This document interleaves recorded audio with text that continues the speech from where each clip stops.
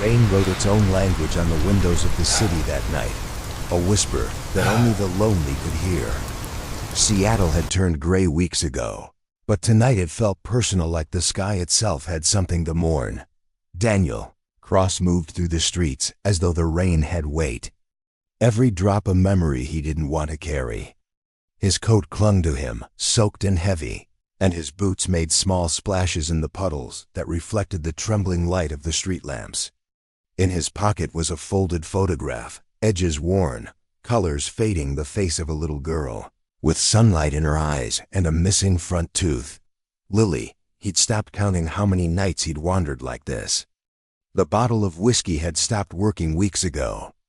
The grief never left, it just learned new shapes: silence, anger, exhaustion. The only sound that cut through the rain was the distant hum of a church bell that wasn't supposed to ring this late. He stopped under the flickering light of an alleyway and stared at the dark sky. His breath came out in clouds of steam. His voice was raw when he finally spoke, almost swallowed by the rain. God, if you're still there, I just need a reason not to give up tonight. For a moment, everything went still. No wind, no thunder, no movement, just a heavy pause, as if the world itself had stopped breathing. Then the bell rang again. He turned toward the sound. Across the street stood a small church, old and half forgotten, its paint peeling and its cross leaning slightly. But in its doorway stood a woman holding a candle that somehow refused to die in the downpour. Barefoot, soaked, calm. "Sir?" Her voice carried across the rain. "Are you all right?" He blinked, unsure if she was real. "No," he said simply. She nodded like she understood exactly what kind of no that was, and motioned for him to come in. The door creaked open as he approached, and warm light spilled out like a sigh. Inside, the church smelled of wax and dust and something faintly floral. Dozens of candles flickered in the front pews, painting the cracked walls in gold. She set the candle on the altar and turned to him. "You look like you've been walking forever." "I have," he said. "And I don't even know where I'm going." She smiled softly. "Then maybe you're closer than you think." He frowned. "Closer to what?" "Whatever's left when everything else is gone." Her name was Elena. She told him she volunteered here at night, keeping the doors open for anyone who needed shelter: homeless, addicts, the broken. She didn't ask his story, just handed him a towel and a cup of hot coffee from an old thermos. He sat in the last pew, staring at the candlelight. The flicker reminded him of his daughter's birthday candles, the ones she never got to blow out. Elena sat a few rows ahead, humming softly. The melody was faint but familiar. He realized it was "You Are My Sunshine." He nearly broke. "You have a beautiful voice," he said quietly. She smiled over her shoulder. "I sing to keep the dark quiet." He looked down. "I used to do that too." Silence stretched between them, soft but full. When he finally spoke again, his voice cracked. "My wife and daughter died 3 years ago. I prayed that night, harder than I ever have. I begged, and nothing happened. So I stopped." Elena turned to face him fully. Her eyes weren't pitying, they were knowing. "And yet you still came here tonight." He hesitated. "Yeah, I don't even know why. Maybe because faith isn't something you find once. It's something you lose and find again, over and over." He didn't answer. The words hit too close. For the first time in years, Daniel slept that night curled on a pew under a threadbare blanket. The rain outside turning into a lullaby. Morning came gray and cold. Elena brewed weak coffee on a small electric burner in the back room. They shared silence more comfortably than words. Over the next few days, Daniel returned. He helped fix a broken window, swept rainwater off the steps, repaired a cracked wooden bench. He didn't know why he kept coming back. Maybe because she was the first person who didn't treat him like he was broken. One afternoon, as sunlight spilled through the stained glass, Elena asked, "What did you do before?" "Everything changed." "I was an architect," he said. built homes, tried to make places that felt alive. She smiled.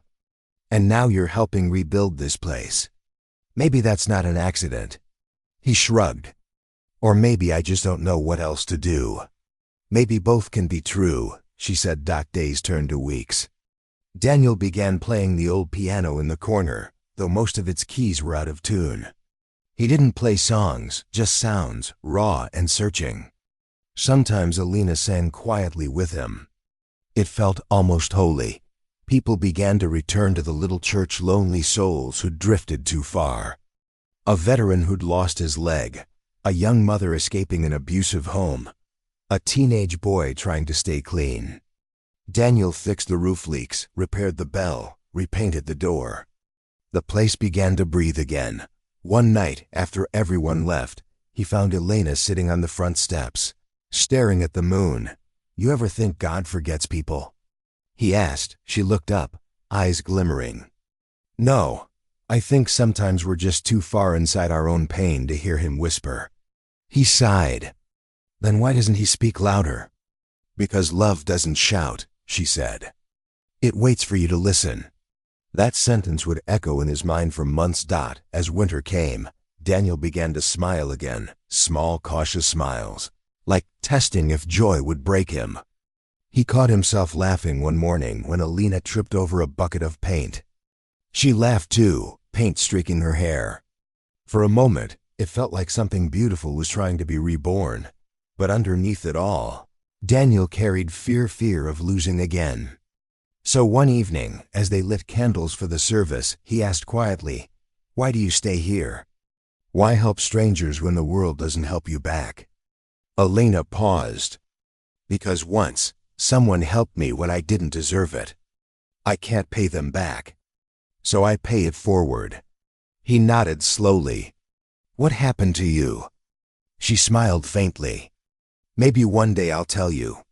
The night it snowed for the first time that winter, the church looked like something out of another world. Soft light spilling through stained glass onto white drifts.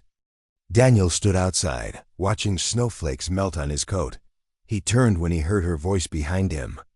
It's beautiful, isn't it? Yeah, he said.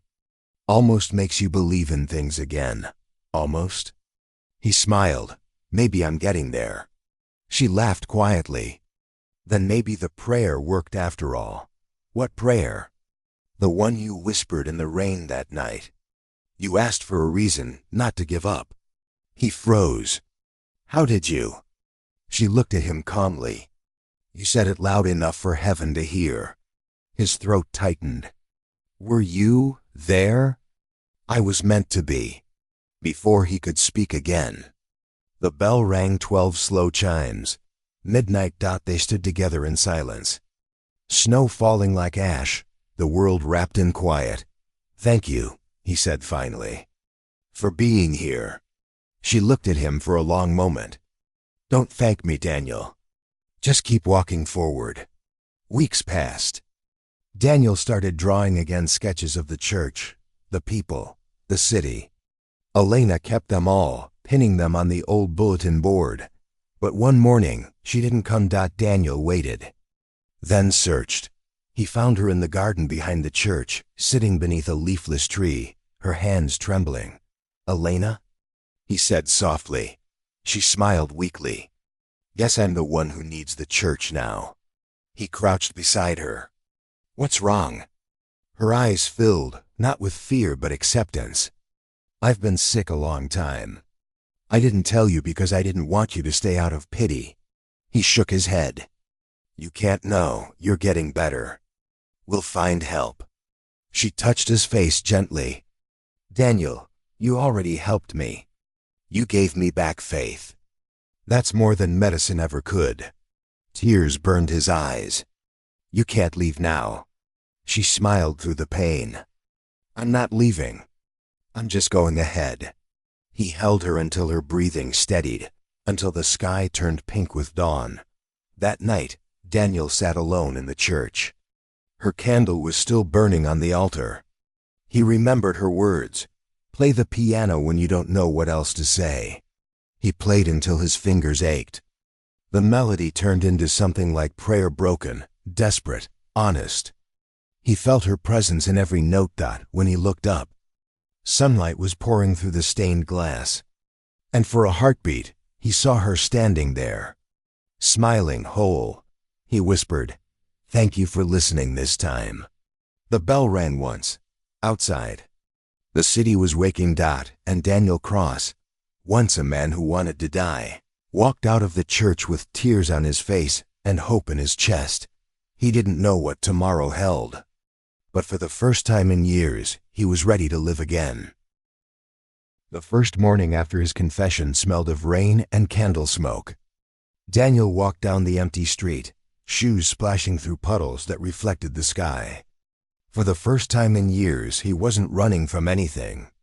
He had nowhere to go, and somehow that felt like freedom. He spent the next weeks inside the church, helping anyone who came through its doors. He mended old pews, painted the cracked walls, swept floors, carried boxes of food to the shelter. Every small task became a prayer.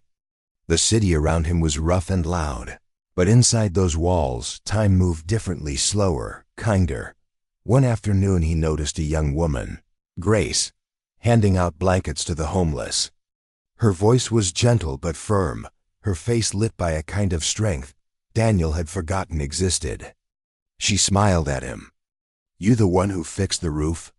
He nodded. "Then you saved us from drowning last night." She laughed. That was the first time he laughed too, really laughed, since Alana's accident. Something in Grace's presence was simple and real. She never asked about his past, and he never offered it. Days turned to months. Together they rebuilt the small community around the church. Kids came after school for sandwiches and stories. Lost souls came at night for warmth. Daniel spoke little, but when he did, people listened. His voice carried the kind of truth that comes only from surviving yourself. Still, sometimes he woke at night hearing rain against the glass, remembering Elena's laughter, her unfinished painting of the sea. He would whisper, "I hope you can see this." Spring arrived. The garden behind the church filled with tulips and soft green leaves.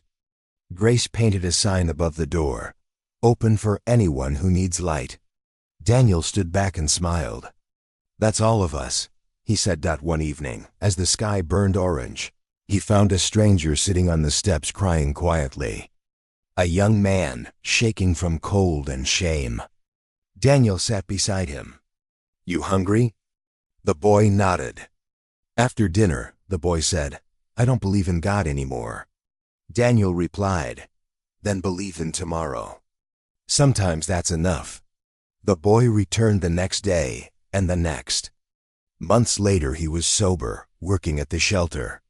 People started calling Daniel the man who listens. He didn't think of himself as anything holy. He was just someone who finally stopped running. Years slipped by. Grace and Daniel built something like a family out of all the broken people who found their way there. On Sunday evenings, music filled the church again. Daniel often watched quietly from the back, hands folded, eyes soft with gratitude. One night, snow fell thick and slow outside. Grace found him sitting near the altar, staring at the small wooden cross he always carried. "You ever wonder why some people get second chances?" she asked. Daniel smiled faintly. "Because love doesn't give up easily." He looked around the church, the laughter, the warmth, the light spilling from candles, and realized the place had become what his heart once begged for: peace. The next morning, the sun rose pale and gentle. Daniel didn't wake. He was sitting in his chair by the window, the cross still in his hands, a calm smile on his face, as if he had finally finished a long, hard prayer. At his funeral, the church overflowed.